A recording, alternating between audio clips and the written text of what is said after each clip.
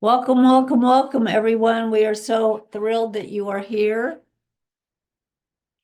Today is the last day of the year, and it is my honor to have a conversation about a few things that I think are very important. Uh, and of course, the first thing you need to know is the nesting builder and what we do. Well, one of the things we do is we work with investors who would like their money working passively into other real estate deals and opportunities. And if you're interested in being what's called a IRS passive investor, or if you're interested in being a limited partner and would like security, please let me know and we'll have a conversation with you. So, hello, Ted. Welcome. Very nice last week. Happy New Year. So here is a little quote from our Choose Happy book. It's called Laugh Till You Cry. I just love this one. The awkward moment when you're laughing so hard, no noise comes out, and you sit there clapping like a seal, which I've done many times. I just thought that was hysterical. And here's one by Bob Newhart. Laughter gives us distance. It allows us to step back from an event and deal with it and then move on. Bob left us this year. Couple really important people left us this year. Bob was one. When I was in the 8th grade in speech, I did a Bob Newhart, the um, the driver instructor, and I went around to all the English classes to deliver it. I was like in second place, so the two of us went around to all the classes.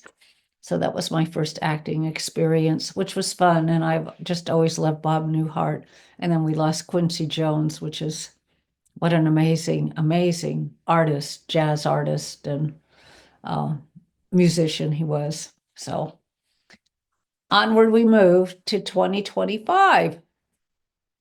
So today I wanted to talk about a little bit about what you each are up to for next year. And then I'm going to tell you about what we're up to for next year. So, Ted, that was a really interesting interview with you and Jay last week and Jana. I haven't quite watched all of it, but I've watched most of it. And I thought, what a really interesting conversation the two of you were having. So thank you very, very much for that. That was really great. And I know that you're going to go into your busy season in a week, in a day or two. We're busy 12 months a year, not 3. Yeah, well, yeah, that's true. You are. If you What, don't pay attention to your business 12 months a year, it'll probably fail. right? And that's one of the questions I suggest people ask when they're interviewing a CPA, if their CPA works with them to make sure they're staying on track all year. I think that's like super important. Like that. So what are your plans for next year? Well, I sort of stumbled into a serendipitous conversation with a shirt tail relative who's involved in restarting a business that makes affordable housing.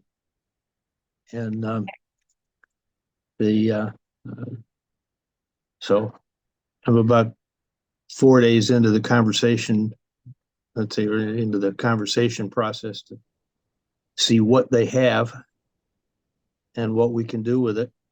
So maybe by this time next year, we'll have, let's say, uh, a thriving enterprise. Great. If you want to talk to anybody who's already doing that, Bill Quigley is buying homes, fixing them up, and then selling them basically on a carryback note so they can afford it. So he can set up the note any way that's necessary for the buyers so they can afford the payment. Well, I'm in the process at the moment of, let's say, identifying resources I want to have in my back pocket to the extent that the uh, primary principals in the enterprise don't already have resources to help them. And that's, let's say, part of what I may be able to bring to the table Okay. in helping them out is connections with folks that they don't have to, let's see if we can stimulate some revenue. Okay, good. If you need get stuck anywhere, give me a ring or a text or whatever. And I don't know what resources you may end up needing, but we have connections, and it always depends. I know where to find you. Yep, you do. That's right. So, and Ian, what do you have for next year? Or has he's gone on mute? He's probably on the phone. Well, okay, so let me tell you what we are doing for next year. I've begun it's called the Investment Risk Advisor Mastermind. It's a 10-week course we've put together to teach people how to do their due diligence so that they would be confident in investing in real estate or whatever they want to invest in. We just happen to be the real estate end. I mean, I've been doing this for 20 some years, and I realize, I guess I'm a slow learner, that people don't have the confidence. One, how to make an investment. Two, they don't know who they could talk to about investing that they could trust. So they're really concerned about those two aspects. So I've set up a mastermind so we could teach people how to do their due diligence, and then we'll help connect them to whoever they need to get connected to, or I just said, basically, we'll look over any of your opportunities so that you learn how to do them, and then you could go find them, or you could work with us, whatever they choose to do, like that. So that's our big news. And I'm really looking forward to it. I've had a lot of positive feedback, and I've had several people say they're very interested. So we'll see where that goes. And that's what we're up to next year. And then the other thing is, we're going to stop doing the live show because there's so few people attending, and we're going to start doing live podcasts, but we're not going to do them at the same time every week. I know you've got us put in your calendar, Ted and Ethan, but we're gonna do a little bit differently next year because I get a lot of things I have been asked to do at this time of the day. And so I need to start changing some things around like that. So any questions or any thoughts? You look like you're doing something else.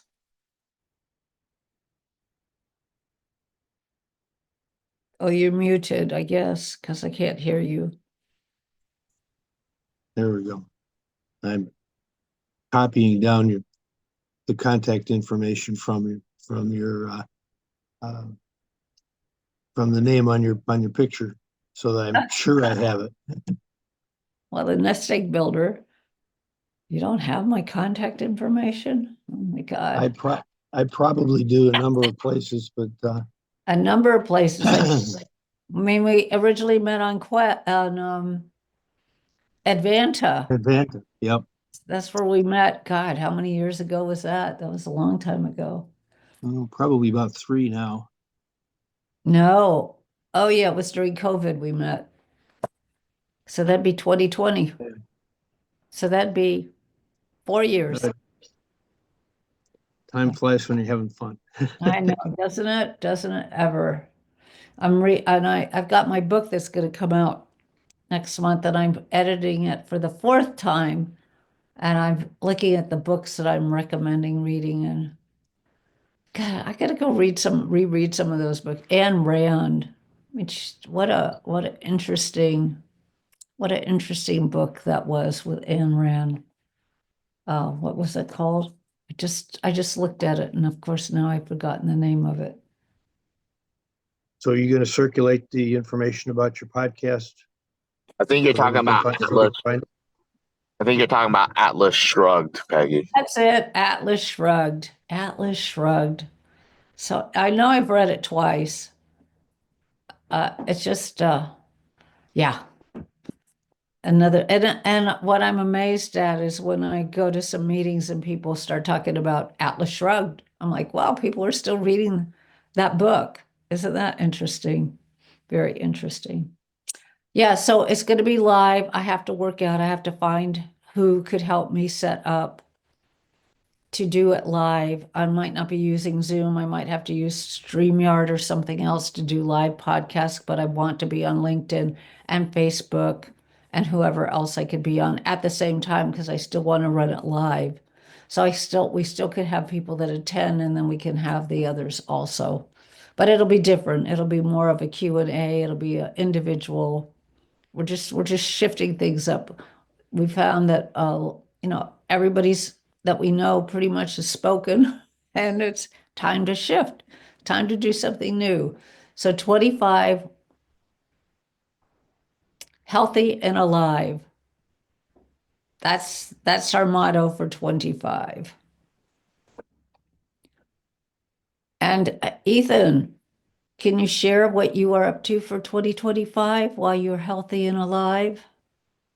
Sure. I'm gonna focus more on uh, educating people and selling people life insurance policies. Something I've always owned a lot of myself and been a licensed salesperson for the past 8 years. Just haven't spent a lot of time on it because I spent more of my time on real estate investments. So I'm relatively allocated. So I don't really need to look for new investments at this point. Okay, so is that like whole life, universal? I It's all that I really prefer high early cash value whole life because it essentially has no risk.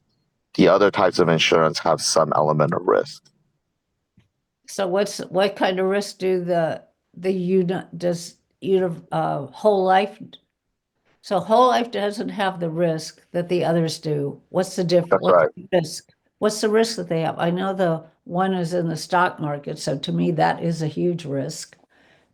Yeah, the universal life policies, I mean, they're invested in something. So that something could, if it's an S&P 500, this year's been great. I think I'm up 24% this year. I didn't do anything. Phenomenal. My best performing investment. But there's many years that's going to be negative 20, negative 25, negative 30. So that's the risk you take in the universal life products because they're invested in some sort of underlying index. Oh, right, exactly. But the whole life is st invested in something like real estate notes. No, the whole life policy, it's the general account of the insurance company. So you're never going to get a 30% up. You're never going to get a 30% down. In fact, it's contractually not able to go down in value. Okay, but is it paying like a percentage? Does it compound? Is it paying an interest and then it also compounds? It doesn't pay interest. It pays a dividend based on the performance of the life insurance company, and it can be reinvested into purchasing more life insurance. That's how it compounds. Oh, okay. All right. The So main yeah, emphasis is contractually, it can never go down versus universal life, it can go down because whatever you invested in could lose money. It could exactly. be a zero, and then you still get charged fees on top. So then you lose through that. Okay. So would you be willing to do a podcast sometime next year where you could talk about them? Sure. I actually did one with you guys, I think a year ago. I know, but I'm moving Sure. forward, I'm doing it differently. Absolutely. I would love to. Yeah, and then that'll give you some good marketing. Yep. All publicity is good publicity. Yeah, all publicity is good publicity, no matter if it's bad publicity or That's, not. that's what they say. I don't know. Hopefully, I won't get bad publicity. Well, I don't know. I think that's how people get elected is all the news they read on each person, Yeah. what they say about them is like, "Oh, that's all free publicity. Oh my God, that's great." Yeah. So good. And we did lose President Carter, I guess Oh, yeah. That's yesterday. right. Over the weekend, right? Was it over the weekend? Mon- Yeah, okay. Monday afternoon. Sunday afternoon. Yeah, so really interestingly, I just finished a book, his last book that he wrote was about him growing up as a child and how interesting it was. He lived on a farm, and they grew different. I lived on a farm for about 3 years, so I knew a little bit about farming. And he grew up on cotton and a whole bunch of other things, but just he's a really good writer, and he had a really interesting life. And they lived in Georgia, so they had a separation of color. He was in the growing up in the Depression, so we still had that difference. And he, I mean, who was he playing with? He was playing with all the kids, so he didn't have he was always colorblind. Let's put it that way. So to him, everybody was important in his life and the community because they were outside of town a couple of miles, all supported each other. And if someone was sick, they would do whatever they needed to do to take care of that person. I mean, it was just so interesting that that really good stories. Never talked about anything after he'd grown up. It was all the way up to high school, but so interesting. And it made me understand more about all the things that he'd done while he was president and then after he was president and his foundation, etc. So my whatever you call that bucket list is I want to read at least one book about each president. And I still have about 30 to go. Right. I've read most of the early ones, but not so many of the later ones. I have them in my library. I just haven't picked them up. They're like that fat, like that. Okay, good. Could do the same for you, Ted. For To do a podcast if you're interested at all. we probably should talk about what you want to talk about. Let's say beforehand Of course, happy to do that. to so that we're not just winging it, I suppose. Yeah, no, we'll talk about. You can send me the questions you want and like that. We'll do a heads up because it'll be done differently than this has been done. So because that's really all we have to talk about, we're going to have a short meeting today. And I wish you all a very, very, very eventful, fun, and adventurous 2025. Okay, so you're going to send us emails about what's next. Yes. So everyone have a very happy year, and we will see you. We'll be here next week. Kathy Scalzo is going to talk about life insurance. So you will be on next Tuesday. Yep, we'll be on next Tuesday. She's our last speaker. Sounds good. Okay. I hope to be on. Thank you. Well, make sure you are. So take care and bye-bye.